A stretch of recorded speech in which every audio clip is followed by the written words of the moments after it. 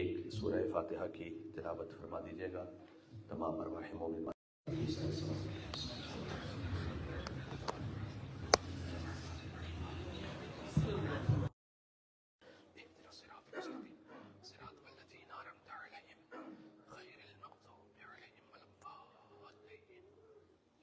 إن الله وملائكته يصلون على النبي يا أيها الذين آمنوا صلوا عليه وسلموا تسليما.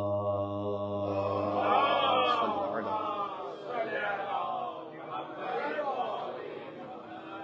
أعوذ بالله من الشيطان الرجيم. بسم الله الرحمن الرحيم. وبه نستعين وهو خير ناصر ومعين والعاقبة للمتقين والجنة للموحدين والنار للعاصين والصلاة والسلام على أشرف الأنبياء والمرسلين حبيب إله العالمين العبد المرتضى والنبي المجتبى والرسول المصطفى سيدنا ونبينا وشفيع ذنوبنا وطبيب نفوسنا مولانا بالقاسم محمد.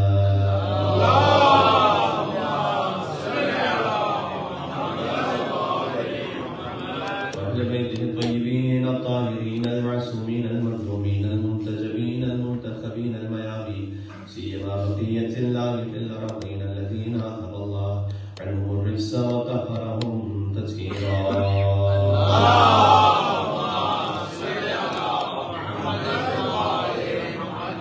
رحمة الله على محبيهم واللعنة الدائمة على أعدائهم أجمعين. شوفي سادي زهرا بي زينب الكبرى سلام اللہ علیہ کا جشن ہے، لہٰذا بی بی فاطمہ زہرا سلام اللہ کی خدمت میں توسل اختیار کرتے ہیں حاجات کی برابری کے لیے. بسم اللہ الرحمن الرحیم. یا فاطمۃ الزہرا یا بنت محمد یا قرۃ عین رسول یا سیدتنا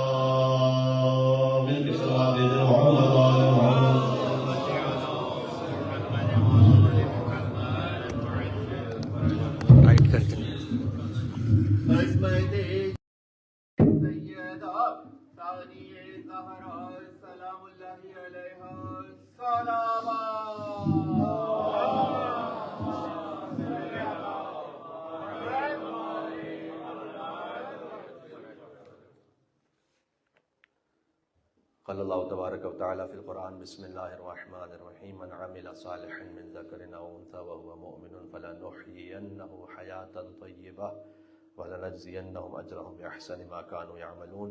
مل کے بلند تر نعرہ الصلوات. صلی علی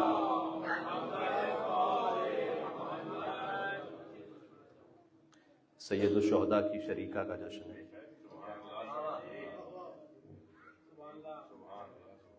جو کہ خانہ زاد امیر المومنین علی بن ابی طالب ہے.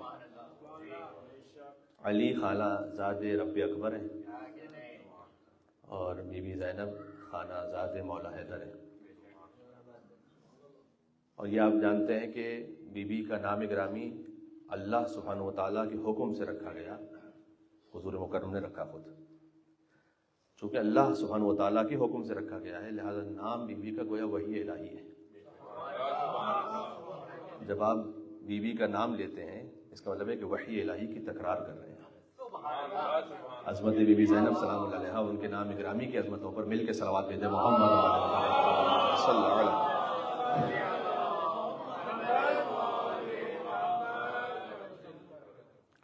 بی بی زینب زینب سلام اللہ علیہا نسل حضرت ابراہیم علیہ السلام سے. تو میں بات کو شروع کرنے لگا ہوں.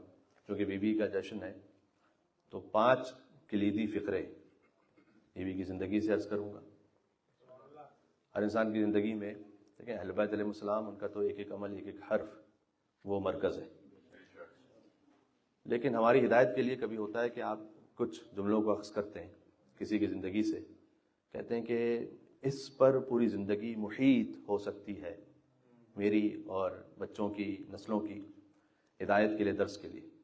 تو میں 5 فقرے عرض کروں گا بی بی کی زندگی سے اور 9 صفات بی بی کی پیش کروں گا, اس لیے کہ بی بی زینت پنجتن ہے اور ثانی زہرا ہے. تو 5 اور 9 کا عدد میں نے یہاں سے حاصل کیا ہے. مل کے صلوات بھیجیں محمد و آل محمد علیہ السلام پر, اللہم صلی علی محمد و آل محمد. سب سے پہلی بات یہ کہ اللہم تقبل منا ھذا القربان. یہ بی بی فرمائے دیکھیں ہے جشن تو مجھے جشن ہی کی کیفیت میں پڑھنا ہے. مصائب کی طرف میں کچھ کروں گا کہ اس لیے نہ جاؤں کہ اہل بیت علیہ السلام کا حکم ہے کہ ہماری خوشی میں یحزنون بحزننا ویفرحون بفرحنا. تو جشن ہے تو میں جشن کی کیفیت میں آپ کی خدمت میں عرض کرنا چاہتا ہوں. لیکن بہرحال ہے یہ فقرہ اس وقت کہ جب کربلا معلیٰ میں بی بی تشریف لائی ہیں مقتل میں, اور فرمایا اللہم تقبل منا ھذا القربان, پروردگار میری جانب سے اس قربانی کو قبول فرما لے. میں نے عرض کیا تھا کہ بی بی زینب سلام اللہ علیہا ہیں حضرت ابراہیم علیہ السلام کی نسل سے. وَإِذْ يَرْفَعُ إِبْرَاهِيمُ الْقَوَاعِدَ مِنَ الْبَيْتِ وَإِسْمَاعِيلُ رَبَّنَا تَقَبَّلْ مِنَّا. ابراہیم اور اسماعیل جب کعبے کی دیواروں کو بلند کر رہے تھے تو کہتے جاتے تھے کہ پروردگار تو اس تعمیر کعبہ کو ہم سے قبول فرما لے. بی بی زینب سلام اللہ علیہا گویا فرما رہی ہیں کہ تعمیر کعبہ کی دعا مانگی ہے میرے جد نے, اور روح کعبہ حسین ابن علی ان کی شہادت پر گویا پورے دین کی حفاظت کے لیے, حفاظت کعبہ کے لیے دعا مانگی ہے بی بی زینب سلام اللہ علیہا نے. اللہم تقبل منا ھذا القربان, جو ہم نے قربانی دی سے قبول فرما لے. عمل کا صحیح ہو جانا اہم نہیں, عمل کا قبول ہونا ہے.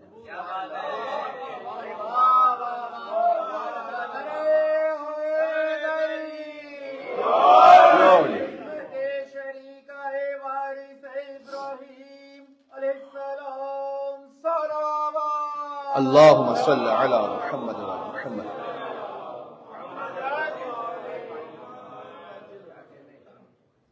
جس بی بی کے 5 بھائی, 2 بیٹے, 7 بھتیجے, 4 چچا زاد بھائی ایک مختصر سے وقت میں شہید ہو چکے ہیں, یعنی 18 بنی ہاشم ایک ساتھ شہید ہو چکے ہیں. اور وہ آ کر اللہ سبحانہ و تعالیٰ کی خدمت میں کہہ رہی پروردگار تو قبول فرما لے. کبھی عمل صحیح ہو جاتا ہے قبول نہیں ہوتا. شیطان 6000 سال تک عبادت کرتا رہا امیر المومنین کی نص کے مطابق, قبول نہیں ہو سکی. کیونکہ عبادت کی قبولیت کے لیے جو ایک بنیادی ترین شرط ہے وہ ہے حجت خدا کے سامنے تسلیم ہونا, وہ نہیں ہے. عمل کا صحیح ہونا اور ہے, قبول ہونا اور ہے. اس لیے یہ جو ہے نا اللہم تقبل منا ھذا القربان, جس کی زندگی میں یہ آ جائے اس کی زندگی میں خدا ہوتا ہے محور. مجھے لوگوں کی پرواہ نہیں ہے, خدا محور ہے. دیکھیں اور یہ بات خالی علم آ جانے سے نہیں آتی. کبھی ایسا ہوتا ہے کہ عالم دین سے بیان کر رہے تھے کہ ایک جوان نے میرے پاس آ کر کہا کہ میں بہت بار گناہ ہو جاتے ہیں مجھ سے, میں کنٹرول کرنا چاہتا ہوں لیکن نہیں کنٹرول کر پا رہا, تو کچھ نصیحت کیجیے مجھے. تو کہتے ہیں میں نے ان سے پوچھا کہ تم علمی اعتبار سے دینی اعتبار سے پڑھے لکھے ہو یا نہیں ہو؟ کہ میرے پاس بہت پڑھا لکھا ہوں, 10-15 دلیلیں توحید پہ دے سکتا ہوں, لیکن آپ کو نصیحت کریں. تو کبھی ہوتا ہے کوئی ایک کلیدی فقرہ, تو کہتے ہیں مجھے سورہ الگ کی آیت نمبر 15 ذہن میں آئی, الم یعلم بان اللہ یرا.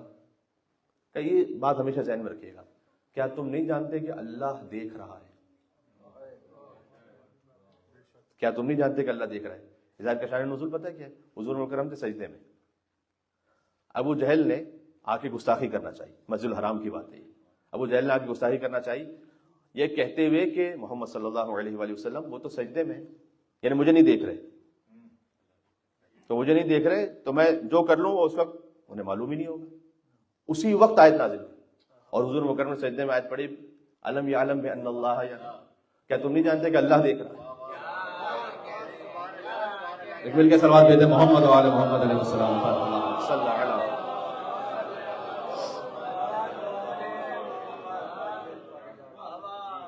چودہویں آیت ہے یہ. اس کا مطلب کیا ہے کہ جو اس بات پر یقین رکھے کہ اے اللہ تو قبول کر لے، اس کی زندگی میں محور خدا۔ تو آپ غور فرما رہے ہیں کبھی کبھار عمل ہوتا ہے بہت زیادہ، لیکن تکبر کی وجہ سے ضائع ہو جاتا ہے، حسد کی وجہ سے ضائع ہو جاتا ہے۔ طلحہ و زبیر کے اعمال کو کم ہے کیا؟ آپ تاریخ میں جا کر دیکھیں، طلحہ کی بیٹی سے تو امام حسین کا ازدواج ہوا ہے، شاید کم جانتے ہو لوگ، یعنی امام حسین داماد ہیں کس کے؟ طلحہ کے۔ اب جیسے ابو سفیان کی بیٹی سے رسول اللہ کا ازدواج ہوا تھا، یہ میں نے اس لیے وضاحت کر دی کہ کہیں کوئی یہ نہ ہو جائے کہ جناب یہ کیا توہین ہو گئی۔ آتا یہ کہ اس بیٹی کا نام ہے ام اسحاق، طلحہ کی بیٹی کا نام ہے ام اسحاق، اس کا ازدواج ہوا امام حسین علیہ السلام سے، لیکن اعمال ضائع۔ کیوں؟ اس لیے کہ جمل میں امیر المومنین علی بن ابی طالب السلام کے مقابل پر۔ تو کتنے عمل ہو جب خدا محور نہیں ہے نا، یعنی خلیفۃ اللہ محور نہیں ہے، تو اعمال ضائع۔ خدا کا محور ہونا یعنی مطلب خلیفۃ اللہ کا محور ہونا۔ پہلا فقرہ کیا ہو گیا؟ اللہم تقبل منا ھذا القربان۔ اسے اپنی زندگی میں اپنے آپ کے لیے بھی کہہ رہا ہوں، اسے اپنی زندگی میں ستون بنا لیجیے گا۔ دوسرا فقرہ ہے ما رأیت الا جمیلا۔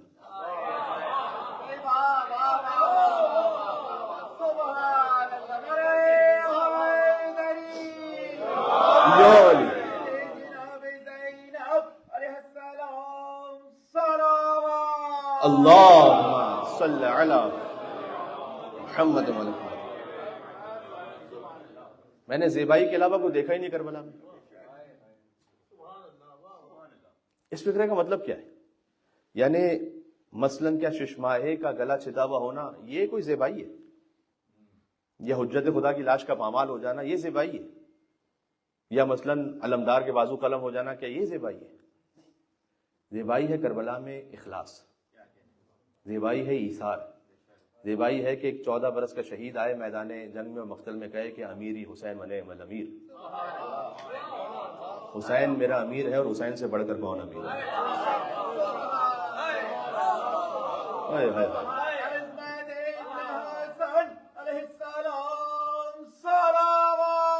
اللہم صل علی محمد و علی محمد۔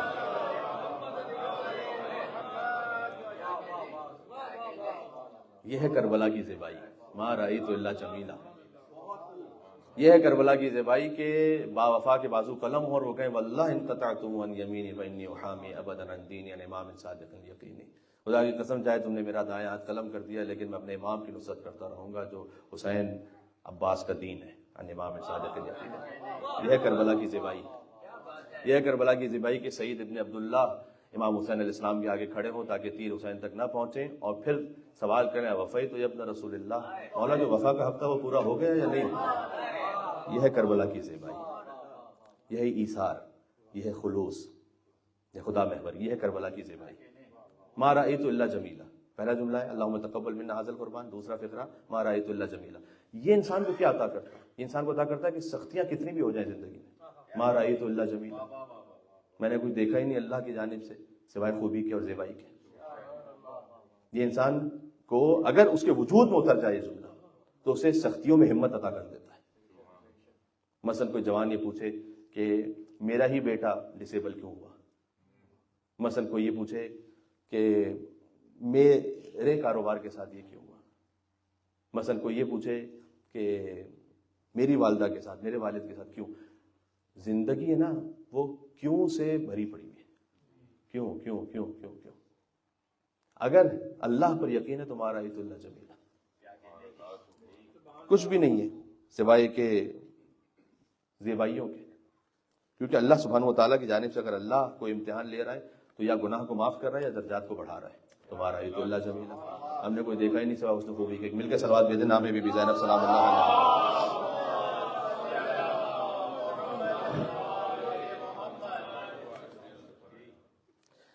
تیسرا فقرہ، یزید ملعون کے دربار میں ہوں، 20 دن کا سفر کر کے آئی بی بی، شدت، خستگی، پیاس، بھوک، مصائب۔ بی بی وہ ہیں کہ جن کے شوہر عبداللہ بن جعفر طیار عرب کے ثروت مند ترین آدمی ہیں، یہ ذہن میں رکھیے گا، ان ساری بظاہر دنیا کی آسائشوں کو چھوڑ کر آئی ہوئی ہیں، یعنی وہ خاتون نہیں ہے کہ جس کی زندگی ویسے فخر میں گزر رہی ہے. بیوی وہ ہیں، میں نے آپ کی خدمت میں عبداللہ بن جعفر تیار کی ایک تاریخ پڑھی ہے ایک مرتبہ کہ ان کو تو رسول اللہ نے دعا دی تھی کہ آپ کے کاروبار میں کبھی نقصان نہ ہو. اس لیے لوگ چاہتے تھے کہ ہم عبداللہ بن جعفر تیار کے ساتھ شراکت رکھیں اور پارٹنرشپ کریں، اس لیے وہ جانتے تھے کہ رسول اللہ نے دعا دی ہوئی ان کو کبھی نقصان نہیں ہوگا. اور وہ اتنا عطا کرتے تھے، اتنا عطا کرتے تھے، اس کے باوجود بھی کوئی کمی نہیں تھی. تو عبداللہ بن جعفر تیار عرب کے سرورمند ترین افراد میں سے ایک ہیں، اگر یہ نہ کہوں کہ سرورمند ترین ہے خود. بیوی ایسے گھر سے تشریف لا رہی ہیں اور پھر پہنچی دربار یزید میں. اس وقت یہ فرمایا کہ کت قیدک وسع سعیک، یہ اللہ پہ یقین دیکھیے گا، کت قیدک وسع سعیک، جو چال چلنا ہے چل لے، جیسے کوشش کرنا ہے کر لے. واللہ لا تمحو ذکرنا، خدا کی قسم تو ہم اہل بیت کے ذکر کو مٹا ہی نہیں سکتے.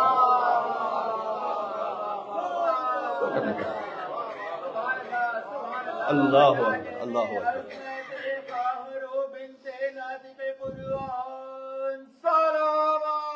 اللہم صل علی محمد وعلی محمد. خدا آپ کو لے کر جائے بی بی زینب سلام اللہ کے حرم میں مل کے اور صلوات بھیجیں محمد وعلی محمد علیہ السلام. اللہم صل علی.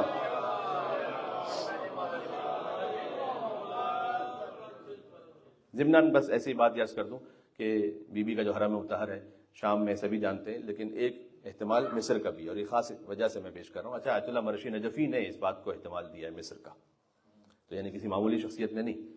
البتہ اس کا مطلب یہ نہیں ہے کہ اگر مصر میں بیوی دفن ہے تو شام میں کوئی بھی دفن نہیں ہے، اور شام میں بیوی ہے تو پھر مصر میں کوئی بھی نہیں ہے. دونوں ہیں مولا علی کی بیٹیاں،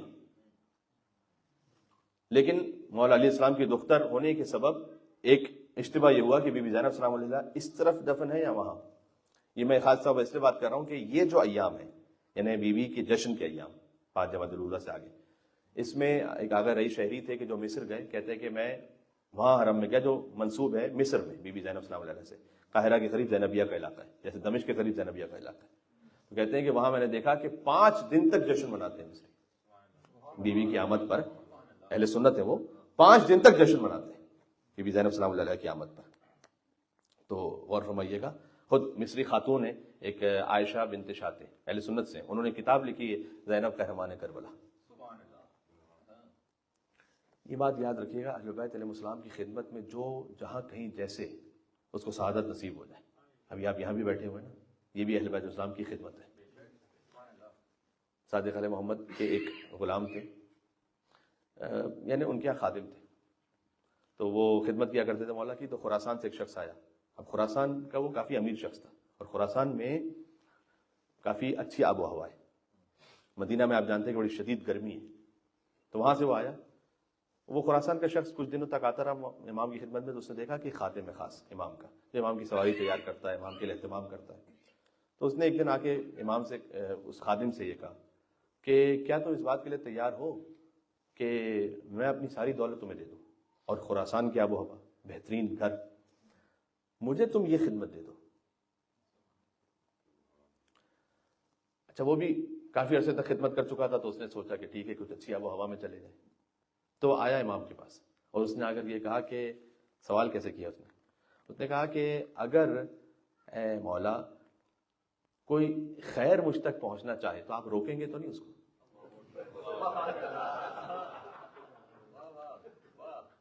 اگر کوئی خیر مجھ تک پہنچنا چاہے تو آپ روکیں گے تو نہیں؟ امام علیہ السلام نے فرمایا کہ ہم تو خیر پہنچانے والے، عادتکم الاحسان وسجیتکم. اللہ آپ کی عادت میں احسان کرنا. اللہم صل علی.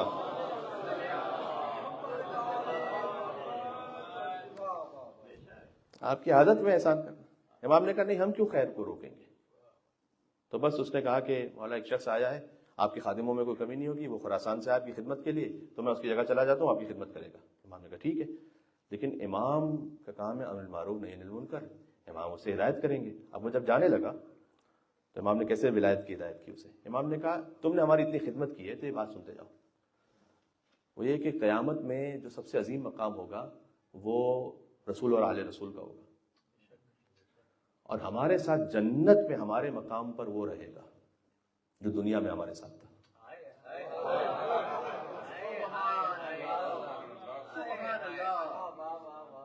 بس یہ نصیحت ہے.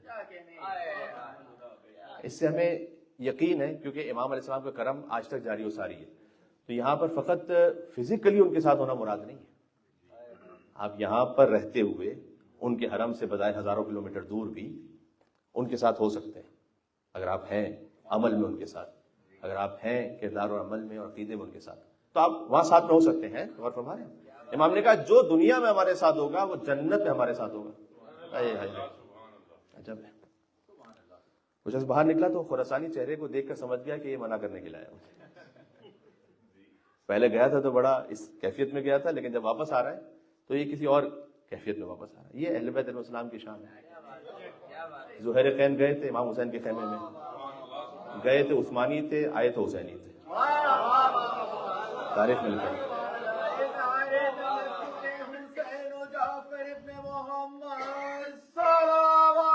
اللہم صلی علی محمد وعلی محمد. ذہن میں رکھیے گا. تو اہل بیت علیہ السلام کے کسی بھی ذکر میں آپ تشریف فرما ہو, یہ خود اس بات کے لیے انشاءاللہ سبب بن جائے کہ جنت میں ان کی ہمراہی نصیب ہو. جب دنیا میں آپ ان کے ساتھ ہیں, امام نے کہا جو دنیا میں ہمارے ساتھ ہو وہ جنت میں ہمارے ساتھ ہو. اس سے یہ بھی سمجھ میں آتا ہے کہ اہل بیت علیہ السلام کے جو خادمین تھے وہ سارے کوئی فقیر نہیں تھے. مومن طاق کے لیے ہے کہ ان کا اچھا خاصا ایک دکان تھی, ان کا میسم تمار کے لیے کھجور بیچنے والے تھے, بہرحال ایک تجارت کرتے تھے. تو وہ ثروت مند تھے یا ایک اچھی زندگی ویسے گزار سکتے تھے, لیکن اہل بیت علیہ السلام کے ساتھ تھے کیونکہ دنیا اور آخرت کا معاملہ تھا ان کا اہل بیت علیہ السلام کے ساتھ. تو تیسرا فقرہ کیا ہوا؟ واللہ لا تمحو ذکرنا, خدا کی قسم تو ہمارے ذکر کو مٹا ہی نہیں سکتا. چوتھا فقرہ کیا ہے؟ بی بی تشریف لائیں. وہیں جب دربار میں پہنچی تو 80 مستورات اور بچے ہیں اس کاروان میں, اور بیوی گزر رہی ہیں.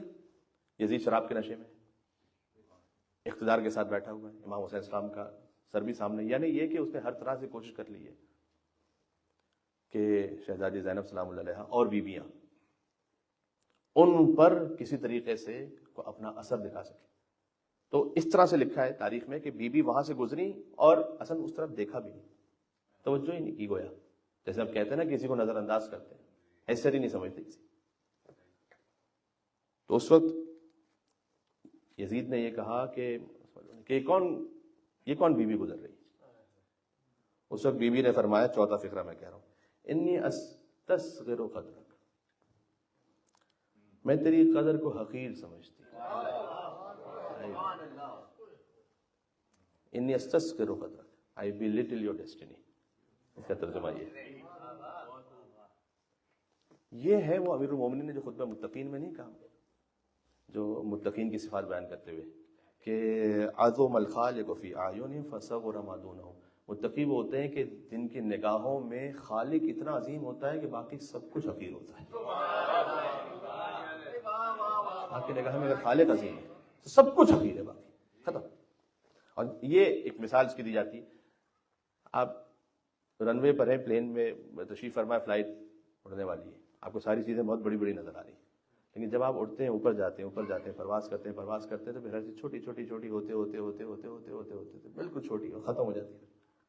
جب آپ اللہ سبحانہ و تعالیٰ کی بارگاہ میں پرواز کرنے لگتے ہیں نا, دنیا کی یہاں پر زندگی میں یہاں فرش سے جڑے ہوئے ہوتے ہیں تو ہر چیز بہت بڑی نظر آ رہی ہوتی ہے. جب عرش سے جڑتے ہیں تو فرش کی ہر چیز چھوٹی نظر آ رہی ہے. مل کے صلوات میں جناب میں بھی سلام اللہ علیہ.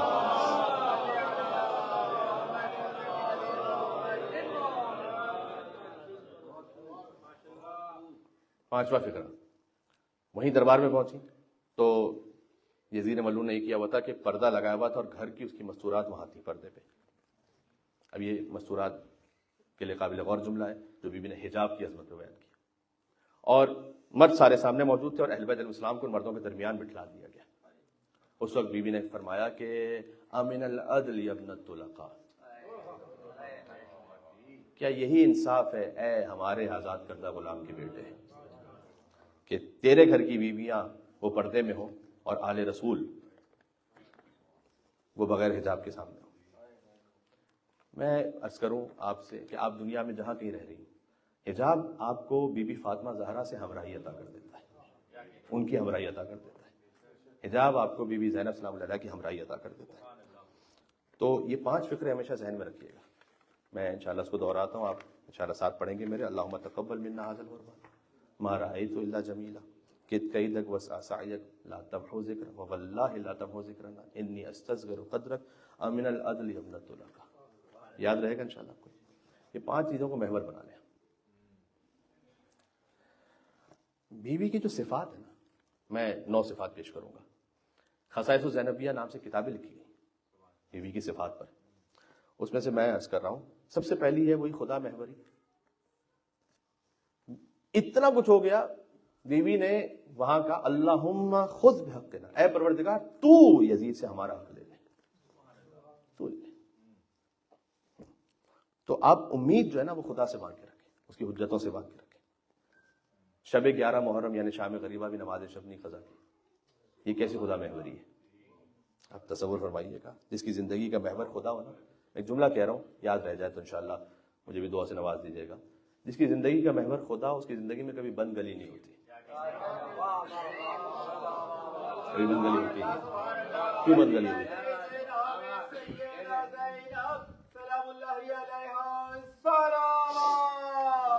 اللہم صلی علی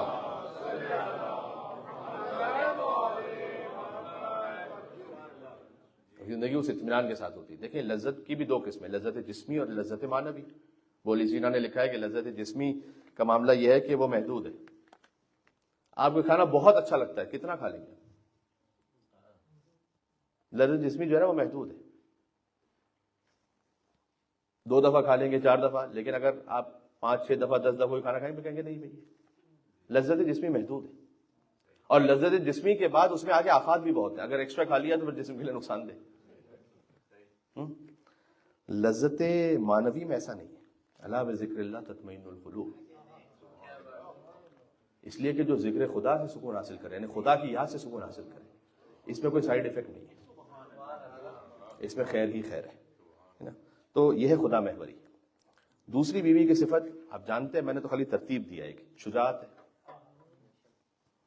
قرآن میں مثال موجود ہے 2 مستورات کی، حضرت آسیہ بھی شجاع تھی، حضرت مریم بھی شجاع تھی، ضرب اللہ مثلا للذین آمنوا امرأۃ فرعون۔ اس وقت بی بی فرمائیں ابن زیاد کے دربار میں، الحمدللہ الذی فتحکم، حمد اس خدا کی کہ جس نے تمہیں ذلیل کر دیا، خود قیدی بن کے آئی گئی۔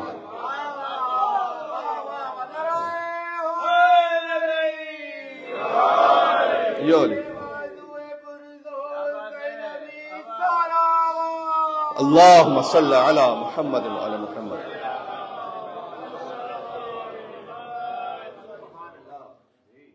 یہ ہے شجاعت۔ الحمدللہ الذی اکرمنا بنبیہ، حمد اس پروردگار کی کہ جس نے اپنے نبی کے ذریعے سے ہمیں کرامت عطا کی، حمد اس خدا کی کہ جس نے ہمارے لیے آیت نازل کی ہے کہ انما یرید اللہ لیذھب عنکم الرجس اہل البیت ویطہرکم تطہیرا۔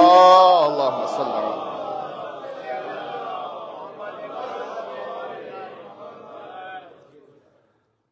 وہاں پہ بی بی آیت پڑھیں، اب یہ خدا محوری بھی ہے، شجاعت بھی ہے نا۔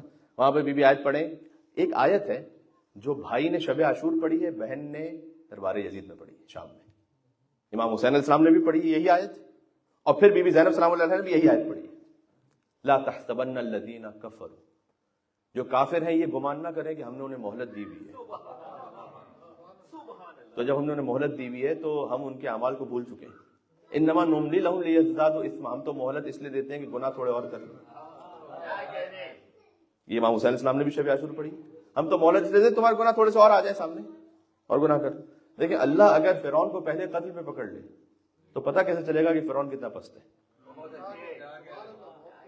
اللہ کے یہاں، ہمارے یہاں پر ہمیں جلدی ہوتی ہے کہ معاملہ جو ہے وہ فوراً ٹھیک ہو جائے، جو غلط کرنے والے اس کو فوراً سزا مل جائے، اس لیے کہ ہمیں نہیں معلوم آج ہمارا اقتدار ہے کل نہیں ہے، ہم نظروں سے بہت کچھ دیکھنا چاہتے ہیں۔ اللہ کے یہاں معاملہ یہ نہیں، للہ ملک السماوات والارض، زمین و آسمان اللہ کے لیے۔ تو اللہ کو جلدی، اللہ یہ جملہ کہتے ہوئے عجیب لگتا ہے، اللہ کو جلدی نہیں ہوتی، واقعاً ایسا ہی ہے، واقعاً ایسا ہی ہے۔ اگر اللہ سبحانہ وتعالیٰ مثلا صدام کو پہلے جرم میں پکڑ لیتا تو اسے کیا پتہ چلتا کہ صدام کیسا بڑا ظالم ہے؟ تو اسی لیے تو آخرت کا نظام رکھا اللہ نے، ورنہ دنیا پہ نظام کیوں نہیں چھوڑا اللہ سبحانہ و تعالیٰ نے؟ اس لیے کہ اگر فرعون اور صدام یا ان جیسے لوگ مثلا اس نے 1000 قتل کیے ہوں تو آپ ایک قتل کی سزا دے سکتے ہیں، ایک دفعہ سزا ہے موت، اس لیے کہ یہاں کی لمیٹیشن ہے۔ 1000 قتل کی سزا کہاں ہے؟ اور یہ بات مثبت پہلو میں بھی ہے، اللہ کیا دے دے دنیا میں امیر المومن کو ایک ضربت کے صدقے میں کہ جس کی عبادت ثقلین کی عبادت سے افضل ہے۔ تو ہونا چاہیے نا کوئی ایسا مقام کہ جہاں پر کما حقہ اللہ عطا کرے علی زندہ جانے میں رسول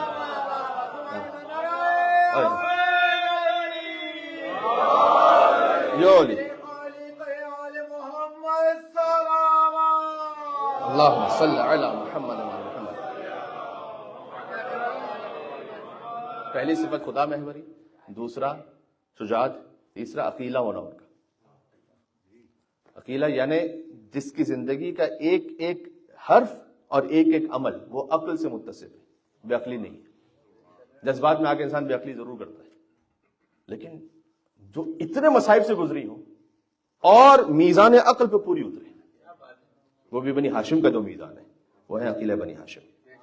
چوتھی صفت ہے عالمہ غیر معلمہ ہونا، وہ عالمہ جسے کسی نے پڑھایا نہیں ہے، امام جواد علیہ السلام کی طرح 8 برس کے سن میں 1000 سوال کے جواب دیں۔ اہل بیت وہ عالم ہے جنہیں کسی نے پڑھایا نہیں ہے، لہٰذا بی بی زینب زینت اہل بیت ہے، وہ عالمہ کہ جسے کسی نے پڑھایا نہیں ہے۔ یہ سند ہے امام زین العابدین علیہ السلام کی بی بی زینب سلام اللہ علیہا کے لیے۔ پانچویں صفت ہے ولایت محوری، ان کی زندگی میں ولایت اللہ کی جانب سے جو حجت ہے نا وہ ہے محور۔ عالمہ غیر معلمہ ہے، لیکن امام زین العابدین سے سوال کریں کہ اس وقت جل کر مر جائیں یا باہر جائیں، آپ کا کیا حکم ہے؟ مجھے آپ اطمینان سے بتائیے گا، یہاں فرض کیجیے اللہ نہ کرے کہیں پر بھی کوئی ناخوشگوار حادثہ ہو جائے، کوئی آگ لگ جائے، آپ کو کیا یہ علم نہیں ہے کہ جان بچانا واجب ہے؟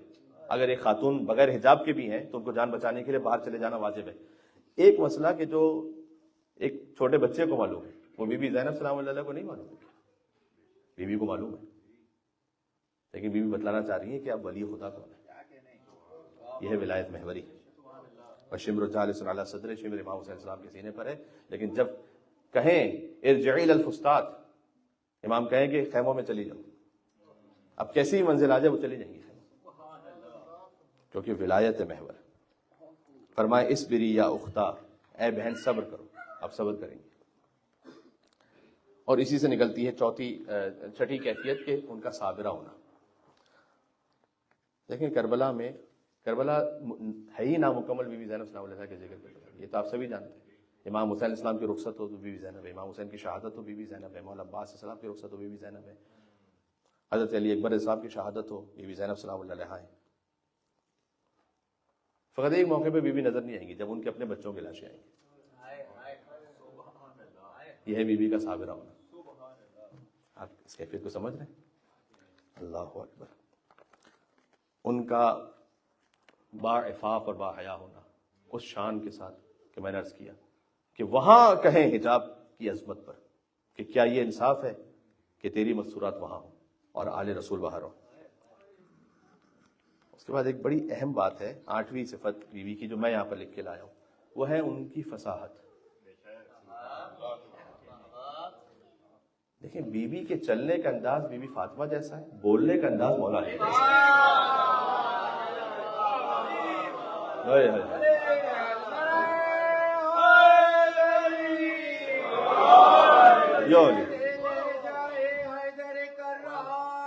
بی بی کا جشن ہے،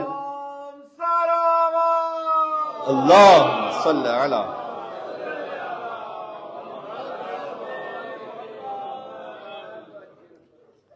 تو ان کی فصاحت کہ جب وہاں کلام کریں تو رسول اللہ کا نابینا صحابی کہے کہ تمہیں علی کی آواز سن رہے ہیں، کہ تمہیں لہجہ حیدر کرار سن رہے ہیں۔ یہ ہے بیوی کے فصاحت و بلاغت۔ یہ 8ویں صفت۔ اور 9ویں صفت ہے ان کا تسلیم اور راضی و رضا الہی ہونا ہر کیفیت میں۔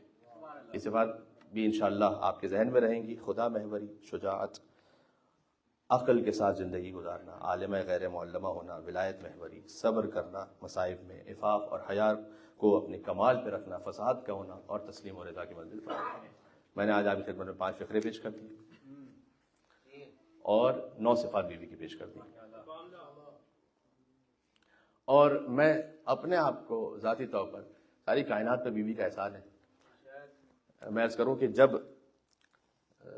میں پہلی مرتبہ تقریباً مجھے جو یاد پڑتا ہے یا دوسری مرتبہ بیوی کے حرم گیا تھا، تو اس وقت یہ جو کچھ میں خدمت انجام دے سکا، ظاہر ہے کہ والدین کی تربیت ہے، اساتذہ اس میں ان کا سب حصہ ہے، لیکن میں اپنے آپ کو تو ذاتی طور پر مدیون سمجھتا ہوں بیوی زینب سلام علیہ کا اس طرح سے کہ ایک ذہن میں خیال آیا تھا، آج سے بہت سالوں پہلے کی بات ہے، جب تھوڑا تھوڑا سا مجالس پڑھنا شروع کی تو میرے ذہن میں اللہ جانے کیا خیال آیا، اور وہ ایک خطیب کو ہم نے سنا تھا فارسی زبان کے، اس وجہ سے مجھے خیال آیا تھا کہ بیوی سے جا کے دعا مانگو کہ سخت ترین حالات میں بھی جو بیوی نے خطبہ دیا تھا تو اس کے صدقے میں دعا مانگو کہ بیوی آپ جیسی خطابت کسی کی ہے نہیں.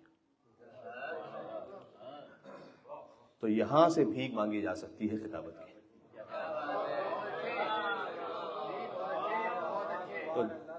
تو جہاں میں بالکل حرم سے باہر آیا، میں نے کہا کیا کیا جا سکتا ہے، تو جہاں زائرین اپنے قدموں کو رکھ کے گزر رہے تھے وہاں میں اپنی زبان کو رکھ کے بہت دیر تک زائرین کے قدموں کی جگہ پر اپنی زبان کو مس کر کے بہت دیر تک دعا کرتا رہا.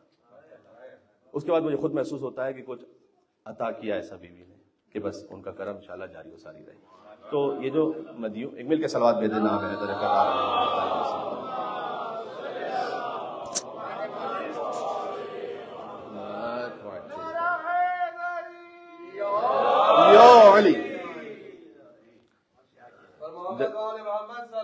اللہم صلی علی